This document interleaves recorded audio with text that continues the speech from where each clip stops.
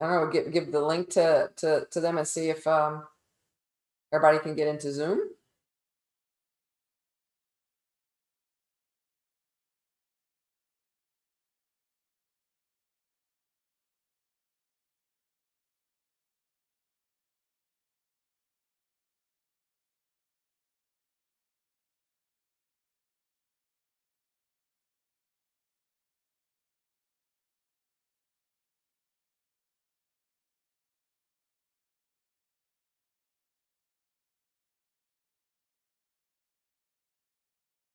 Can Yeah. you hear us? So, dear participants, if you hear, please put plus in the chat.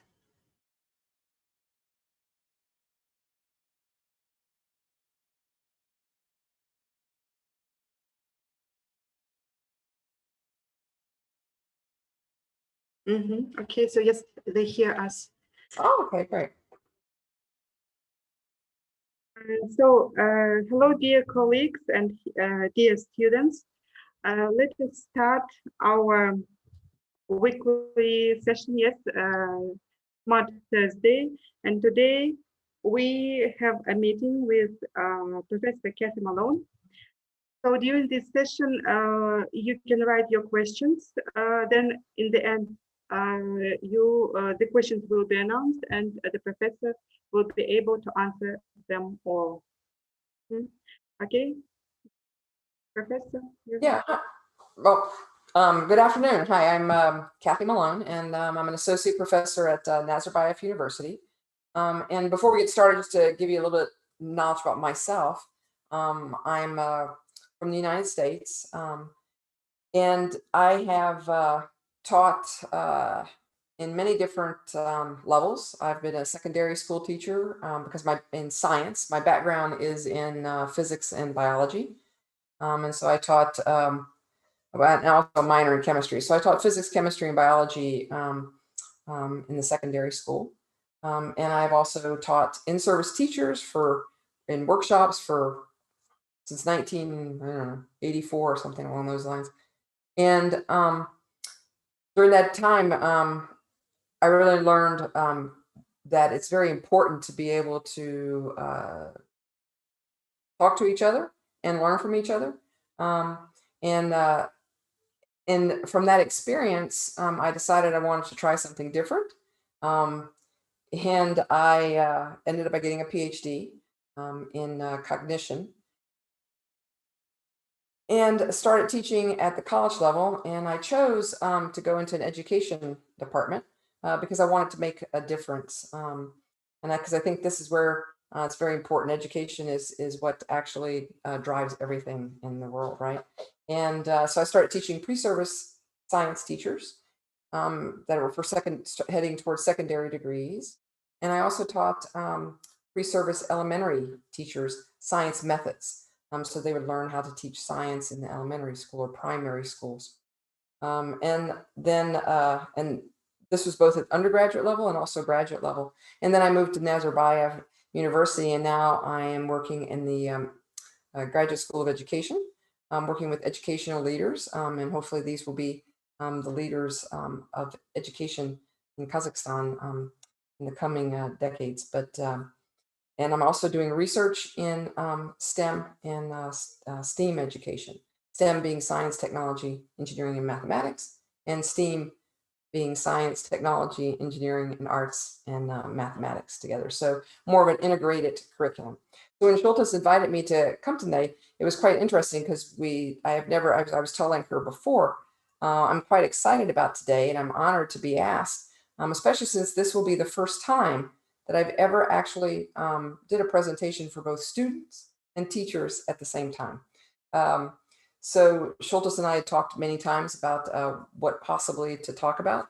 And since I am in science education and STEM, and I've been teaching teachers and students for years, especially about integrated curriculum and pedagogies for STEM education that are interactive, hands-on, and production, and also very important types of pedagogies to actually, or teaching methods to train students in 21st century thinking skills.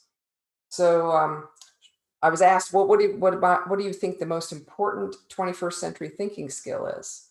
And that got me thinking. It took me a while I thought about it. I researched, I read a few things. And so hopefully we'll have an interesting discussion about what we think is the most important 21st century thinking skills.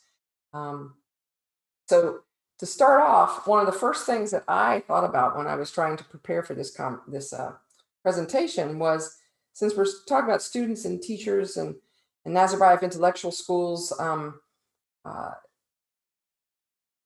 is very prominent in the Kazakh education system.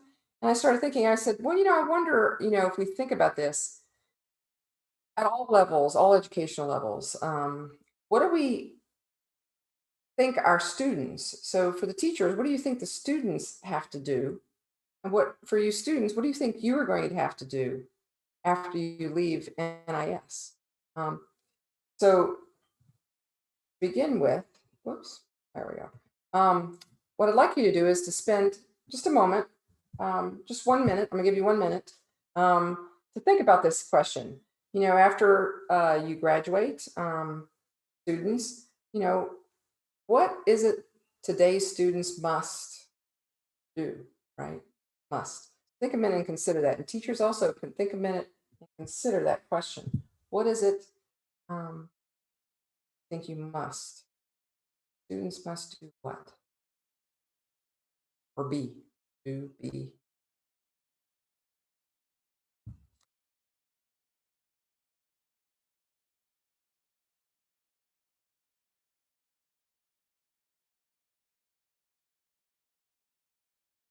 So I considered that question, and I tried to think about, in the past, 20th century, 1900s, what was education's ultimate goal? What do we really want to have happen? Because we are preparing students, and students are preparing themselves to go out into the hopefully the workforce to make a change, et cetera. So what do we expect to happen? What's education's ultimate goal? What is the ultimate goal? And do you think it's this? This is a sort of a cartoon. And this person right here is the human resources person who is interviewing this young person for a job, right? And they say, well, I see you did very well in school, but what real world skills do you have?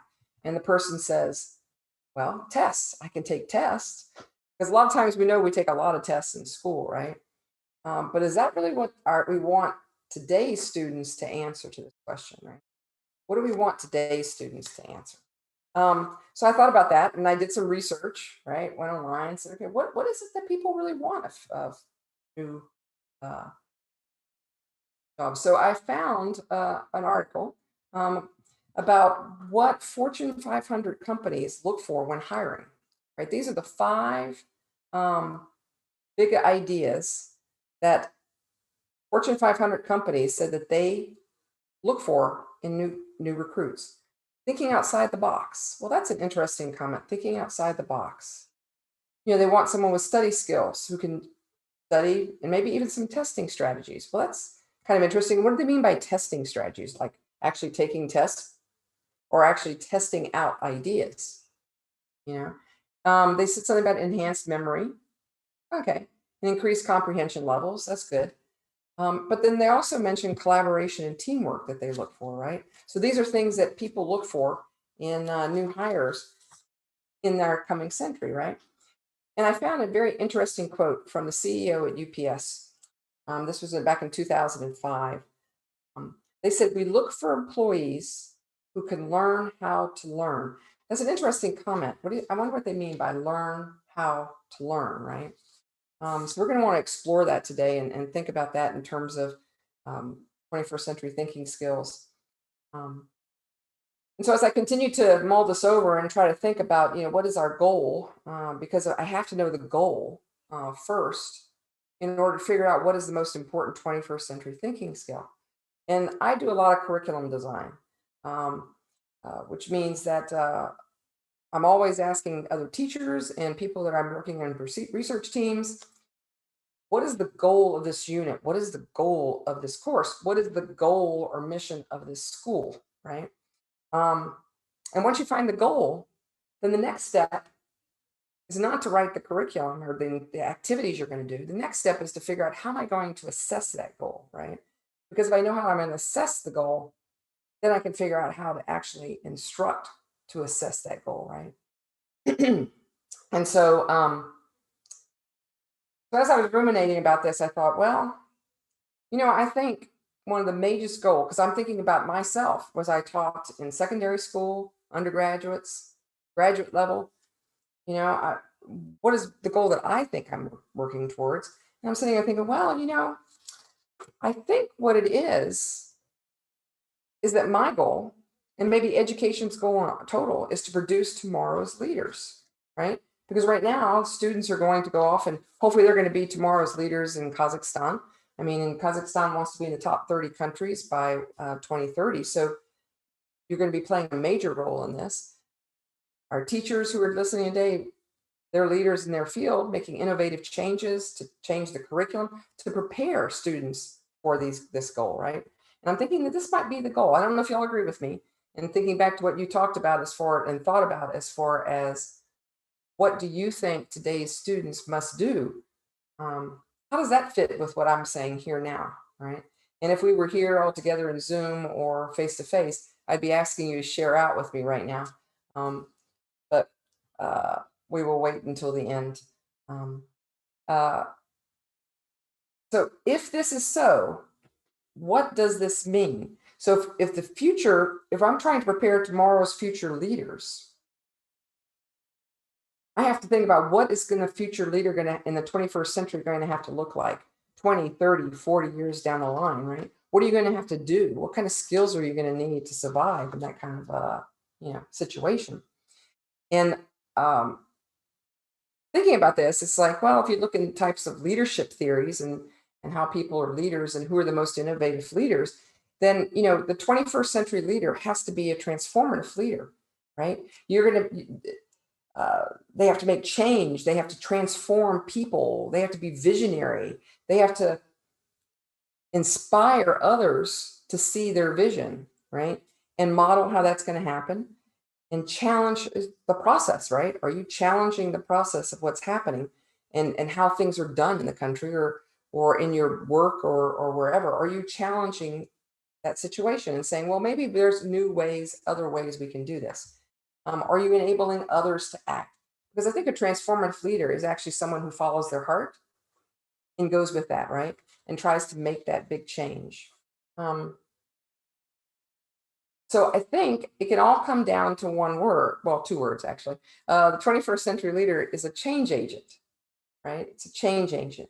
And this is a quote from two authors, that leaders overcome resistance to change by creating visions of the future, right? That evoke confidence in other people. And so that's what we're hopefully making our whoever we're teaching, and hopefully the students are thinking about, wow, how am I going to be a change agent? What am I going to do with my education as I progress through it, right? And one of the things we have to think about is that as we are educating people, and you've probably heard this many, many times, we're educating students for future jobs that may not even have existed, right? And so that in itself is quite interesting. And just to give you a couple other ideas here, Elaine Chao, who is the U.S. Department of United States Secretary of Labor at one point in time, said the average person would change jobs, or does change jobs, 9 times by the time he or she is 32, which is kind of an interesting statement, because in the 20th century, you didn't do that, right? But in the 21st century, we are. And I just told you a little bit about my own life. And so just in a 20-year span, I had changed my job 4 or 5 times as I moved from place to place and tried new things. And I didn't even mention a few things I did along the way. And the president of Educase, which is a foundation, said that the top 10 jobs for 2010 that we've already had weren't even created in 2004. So can you consider what's going to happen in the future? So even now in 2020, how many jobs are now that people didn't even think existed, right? Which makes this kind of interesting because students, you are preparing for the ability to do a job that doesn't exist, and teachers, we're trying to prepare students for these jobs that don't exist, and new methods of thinking and doing. So it's a very difficult situation. And when you think about that, it's like, what kind of critical thinking skills, what 21st century skills are there that we really actually need?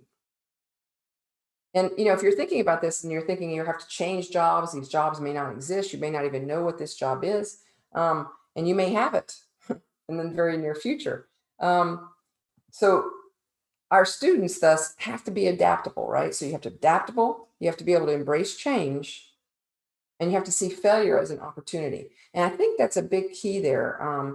Uh, you know, Students, teachers, everybody has to be adaptable, embrace change, and see failure as an opportunity. A Buddhist monk told me once that the only thing we can count on is change. And if we embrace that idea, then we're fine. Nothing will phase us, and we'll just continue on. So, and then in myself, because I work in STEM, one of the things I've noticed over the years is that many people think failure is difficult. So if you do a math problem, if you're a student and you can't solve that problem in a couple minutes, does that mean you're a failure? Or if you can't, if that experiment that you do, or you produced some process to do an experiment and it failed, and is that a problem? It is not, because that's what we do in life, right? And we have to really embrace that idea and realize that failure is an opportunity for us to grow and to make changes. So, if all of what I said is correct, then the question becomes, what skills does this take? So being a scientist, I always try to think about a framework that I can use to think about these things. And there are many frameworks, and I want to share with you is this framework for the 21st century learning, which actually came from a partnership for 21st century learning skills in 2009. And what this is it's kind of a complicated drawing, but right along the top part of this rainbow is the skills sets, right? That for 21st century learning we probably need. And in here is all the things that are going to support that learning, which is like our learning environments, teachers' professional development, curriculum and instruction that your teachers do, and some standards and assessments that Kazakhstan might put down that will help us to reach these ideas. And this green part right here, these are core subjects, right? So these are, reading, science, math, whatever, and also 21st century themes. So we'll talk about that, but we're really interested in the skills. So we're really interested in this outer rainbow. All these other things can be other talks in the future at some point in time. But what I want to look at first are the learning and innovation skills. Sometimes they're called the 4 C's. Okay. Here's critical thinking, communication, collaboration, and creativity. And I know this talk was about critical thinking, and I'm thinking, well, maybe I should just focus on this. But then I think back to the idea that I asked you to think about first. What do students have to do when they leave NIS or NU? What do we expect them to face, to see, to do? And I'm thinking, well, it's not just critical thinking. Maybe all these other things have something to play into doing, becoming this transformative leader, this change agent in society, right? And a lot of people have ideas of what critical thinking are. And so what I'd like you to do right now is to take a minute and think about what would be your definition of critical thinking, okay? I'm not even going to give you a minute. I'm going to give you like a half a second. But think about that.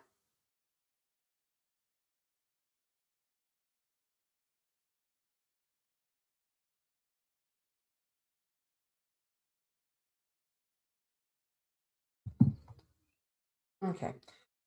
Well, there's a myth about critical thinking or a misinterpretation of what critical thinking is. A lot of people think, oh, well, that just means that you're thinking really hard, you solve puzzles and, problems. And no, that's not what it really means. Critical thinking means that you're really reasoning effectively, right? And this means that you use inductive and deductive reasoning and all different kinds of reasoning, but you also use systems thinking. Systems thinking is even a little bit more difficult, right? Another level, because what you're doing there is you're analyzing the parts of a whole that interact to each other, right, to produce outcomes in complex situations. So you're analyzing and saying, how does each one of the parts of this whole system, this whole big thing together, produce this outcome? Which one produces what? Which one produces something else? And how do they actually work together? Um, you have to also make judgments and decisions. So you have to actually look at what's happening and say, well, how can I evaluate this evidence? What are some arguments, claims, beliefs that people have about this, and how can I actually convince others to move forward with these ideas? Um, Analyzing and accepting failures. Again, big, very big. How can I actually look at a solution? Let's say I produce a solution that I think is going to work, but it doesn't, it fails. So how do I break that down to see what part of it failed, what part of it actually worked, and how do I actually make changes, make improvements along the way? And solving problems is a part of critical thinking, but you're solving what are known as wicked problems. And wicked problems are ones that have multiple solutions requiring concepts from multiple areas, both, and since I'm STEM, both STEM disciplines and non-STEM disciplines. So we're talking about problems that require knowledge in science and maybe math and social studies and maybe a cultural component. So these are problems that have multiple solution paths. And then once you know the multiple solutions, you have to be able to make judgments and decisions about that and try to figure out which one will give me the most benefit, right? Because they may all work to some extent, but which one gives me the best benefit for the least amount of output, right? The least amount of time, the least amount of effort, however you want to define that situation. Um, and then the next thing we talked about, one of the other four C's was communication, right? So just take a second. I'll count to 10, give you 10 seconds to think about what does communication mean? Top of your head. What do you think communication means?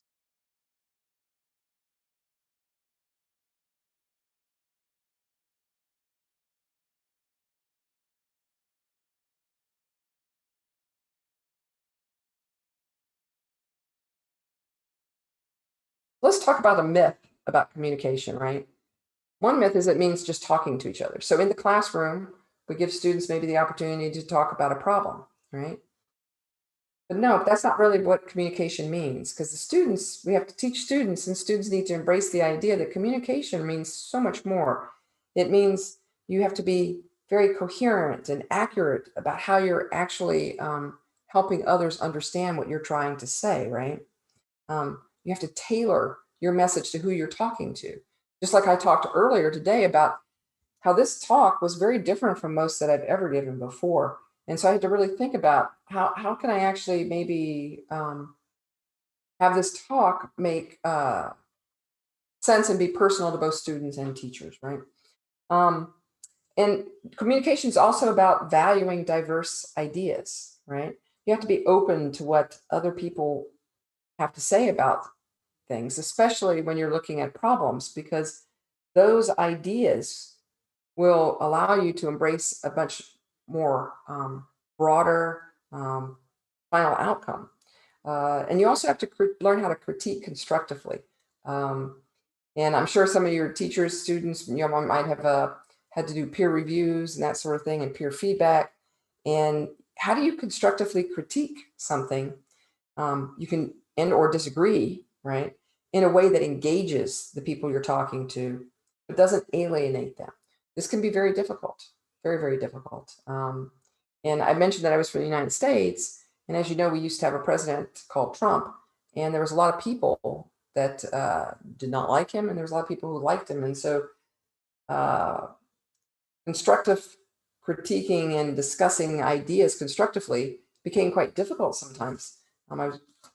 But especially when you're very passionate. But if we cannot constructively critique and disagree, then that's a problem, especially when we're trying to solve problems together, right?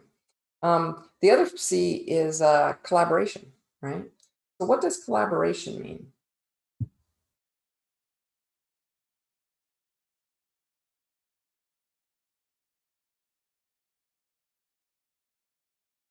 Okay. So anyway, so I was just saying, oh yeah, collaboration. So what does collaboration mean? Think about that. I'll count to 10 again and see, what do you think collaboration means?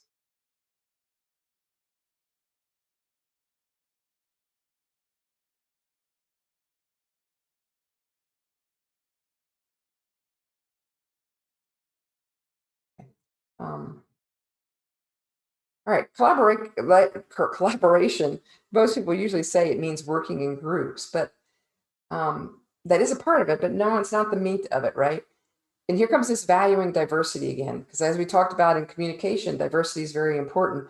And valuing diversity and collaboration is very important too. And not just diversity in ideas, but diversity in how to embrace those ideas and how to incorporate those ideas into a final solution, right?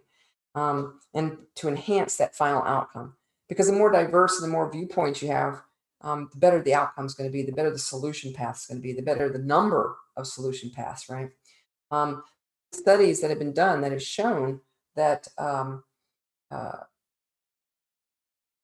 collaboration allows for more successful project solutions and also more project solutions than an individual person. That doesn't sound too amazing, I suppose, but it is true. They also have to achieve. You're trying to achieve a common goal, right? And so that's another thing about collaboration. You're not just working in a group. You have to realize that there's a goal. So you're actually moving towards that goal, which goes back to the communication part. Because if you have a goal, then you have to constructively talk about that, right? See whether you agree, disagree. How do I actually move forward to that goal? All right. So now the last C is creativity. This is one of my favorite C's, I have to admit. And what do you think about creativity? What is creativity? Who does creativity? Think about that for a few seconds.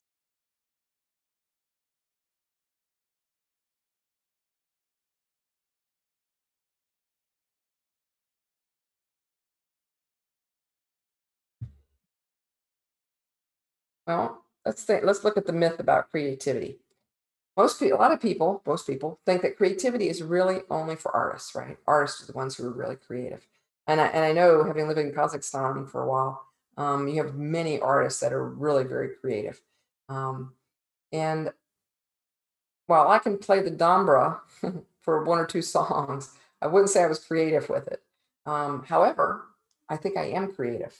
Um, uh, as a scientist, as a researcher, as a teacher. Okay. So creativity is much more than just being an artist type of idea. It means, you know, thinking creatively in any field. I mean, creativity, you have to have that to create novel, new, worthwhile ideas. To be a change agent as a leader, you would have to be creative.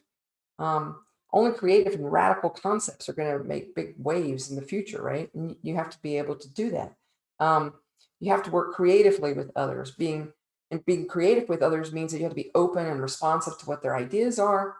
Allowing, if you're working in a group and you might be the leader of that group or whatever, you have to be able to take a step back and allow the rest of the members to surge forward, right?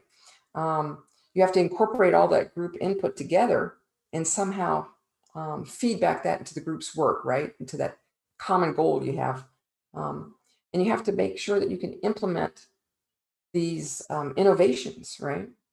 And make them tangible and useful contributions to society. And this is all very, very creative. And actually, MRI studies, magnetic resonance images of the brain, have shown that when you're put into an MRI machine and you're an artist, and they ask artists to think about how they're going to compose their next music piece, or how they're going, what kind of painting they're going to be doing, certain parts of their brain light up.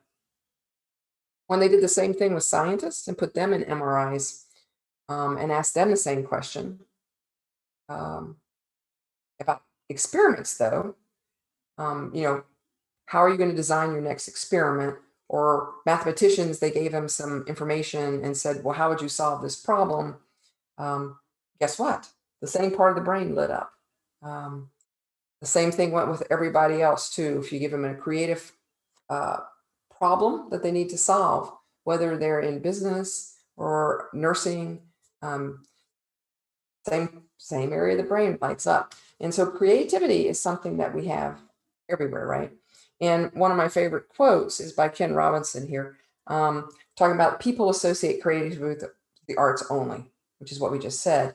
And this guy's a great advocate of the arts, but he's saying creativity is really a function of everything we do, right? Creativity is everywhere, and it's the and education, I think, is all about creativity, right? How do we instill creativity in students? How do we create a creative curriculum? How do we create creative schools? Um, it's not just a part of it, it's the whole of it, right? It's the whole of our life, creativity, right? How boring would life be without creativity? Um, so, I look at all these skills and I'm thinking, well, is any one of them more important than the other? You know, towards getting to that goal of making and producing and helping to nurture change agents. Um, I don't know. But let's go on and talk about life and career skills, right? And if you think about some of the things that were said by, some of the quotes I gave about the jobs that you're going to have in the future, as students, haven't been created yet, many of them, right? You're going to change jobs quite a bit. So what kind of skills do you need? And this is a list of some, probably not all of them. But you're going to have to be flexible. You're going to have to be adaptable. You're going to have to be a leader. You have to take responsibility, right? Um, you have to take initiative. You have to have self-direction. You have to be able to have social, cross-cultural skills because of the global environment we're in. Um, you have to have productivity. You have to be accountable, right? So all of these are extremely important skills that you're going to need in the future to be a change agent. Which one is more important than the other? I mean, what do you think?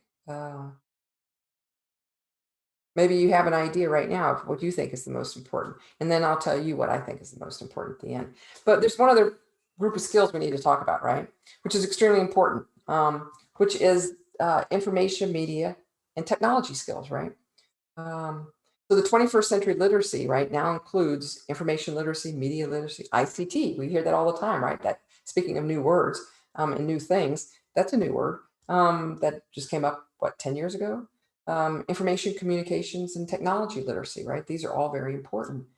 And all of these skills, all this literacy will make it competent, will make students competent in global awareness and environmental awareness. And as we already mentioned, you have to be adaptable. You have to have these cross-cultural skills because our world is so globally connected nowadays, that what happens in Kazakhstan affects everywhere else in the world, and what happens other places affects Kazakhstan.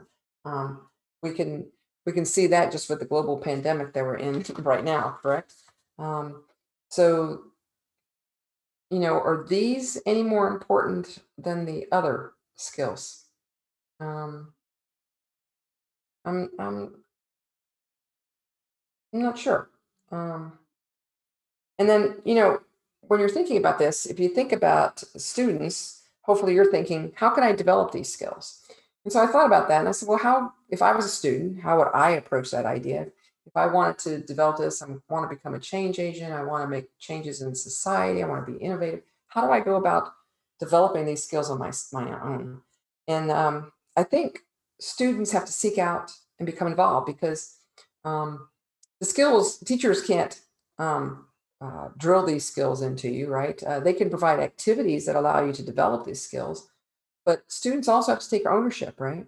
You have to take ownership in what you learn and how you learn. And students should seek out student-centered projects, right? So if there's projects that are going on at your school that are extracurricular or maybe out in the community, you should get involved in them, right? Um, but make sure that those project activities are research driven. In other words, you're being asked to use those media skills. You're being asked to critically think. You're being asked to solve wicked problems, right? Those problems with many, many solutions. So you want to look for that so you can be able to look for the research, the data that can support you in trying to figure out what these solutions might be. You want to also look for projects connected to the real world, right?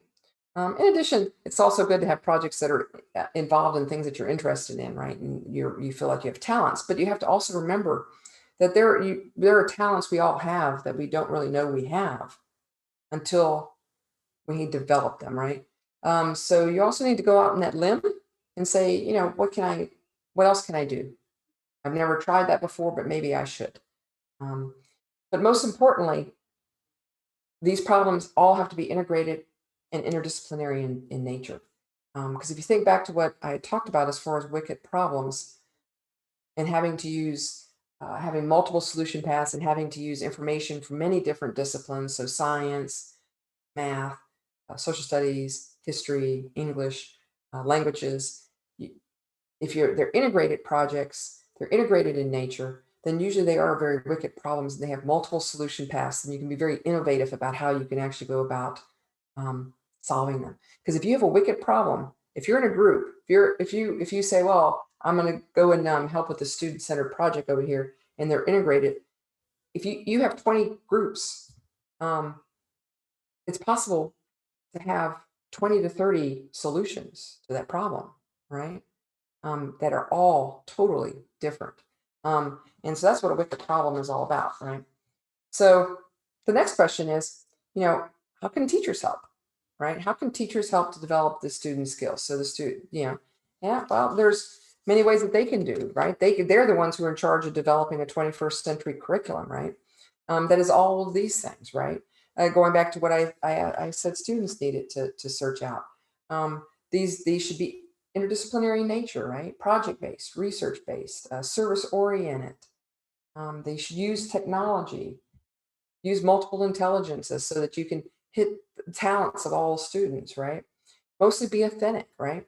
And also have authentic assessments so that the assessment is not necessarily a content test, but at the end of that project, the assessment is maybe the group presentation of what their solution path is and how they arrived at it, right? And focus on those essential skills, those 4 C's about what you're going to actually be doing and creating, hopefully.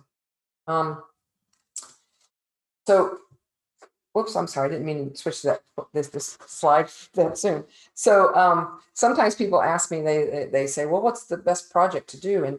And I remember my background is in STEM, and right now I've been doing a lot of research with engineering design, and I've kind of consider that engineering projects make use of what's called the engineering design process.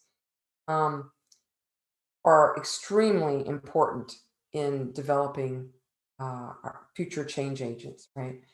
Because they help develop all of these critical skills, critical thinking, they help with collaboration, etc. But going into too much depth of this would be just like a totally another talk. And I know we want some time for questions. So then, so I asked you at the beginning, I said, well, or in the middle actually.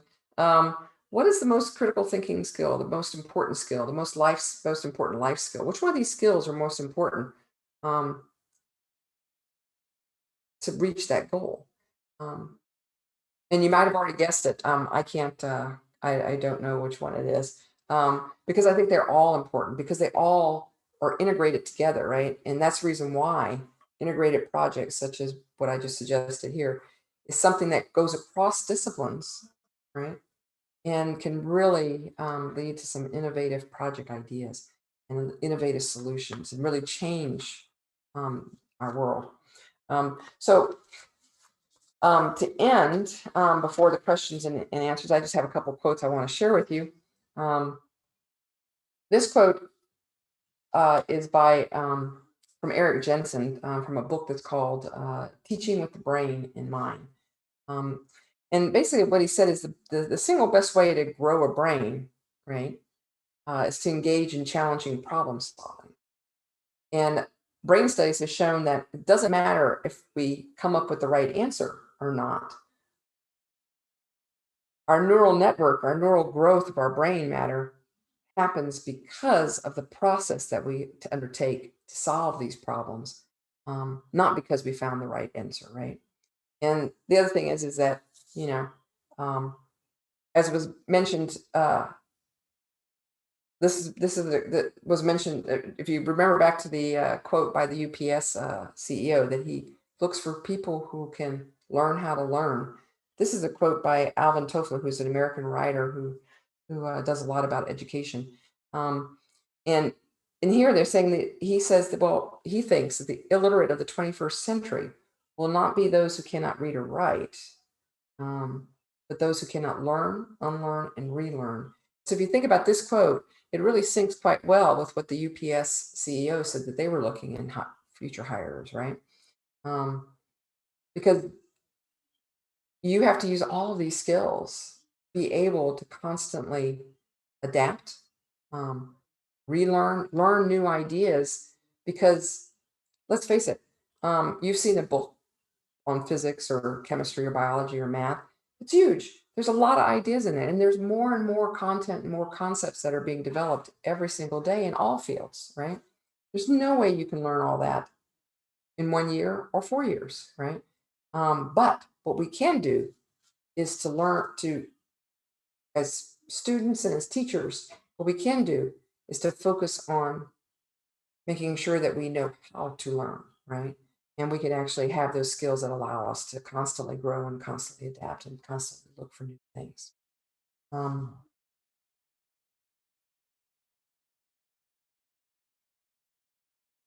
And one of my favorite quotes is that I always say that teaching for the teachers is not telling, it's asking. So it's asking those students questions, constantly asking them so that they can continue do that whole brain process and have enormous neural growth and continue to work on those critical thinking skills, right? Well, thank you. So hopefully we have enough time for questions. So we're ready for any questions anybody has. And this is my contact information. In case anybody would like to email me or contact me in any way, happy to also respond that way. But thank you again for giving me the honor and the privilege to speak to you today. Hopefully, the next time it will be face to face. Yeah. Thank you very much to you. So, and there's one more question. Do you hear me? Yes, I hear you. Okay. So the first question is, how can a person develop his or her critical thinking skills? I think it goes down to your critical thinking skills. That means that you really need to look at what kind of problems and projects and things that you're involved in, right? And you really have to work at trying to come up with solutions to these problems, right? So you really need to be not just by yourself, but with a group, and be able to actually exchange ideas. Because the thing about it is that skills are only built when you practice them, right? And now is the time that students need to practice, right? So people need to practice the skills and continue to build them. And even as teachers can actually continue to build and improve on our skills by practicing these types of interdisciplinary ideas, right? Looking for ways to think about things differently. But yeah, that's that. So if you can find problems or things that interest you, and look for evidence and try to get other people involved with you into these ideas.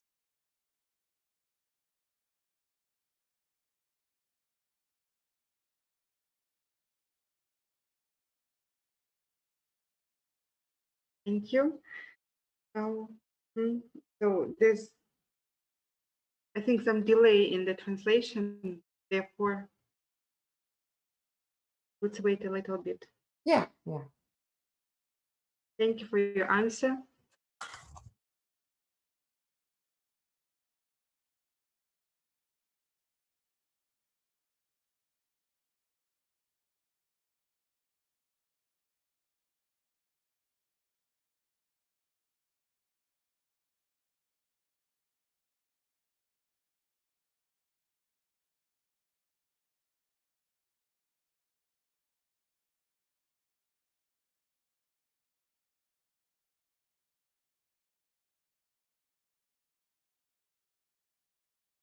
So by now, I don't have, I don't see any questions. Okay. And I think yes.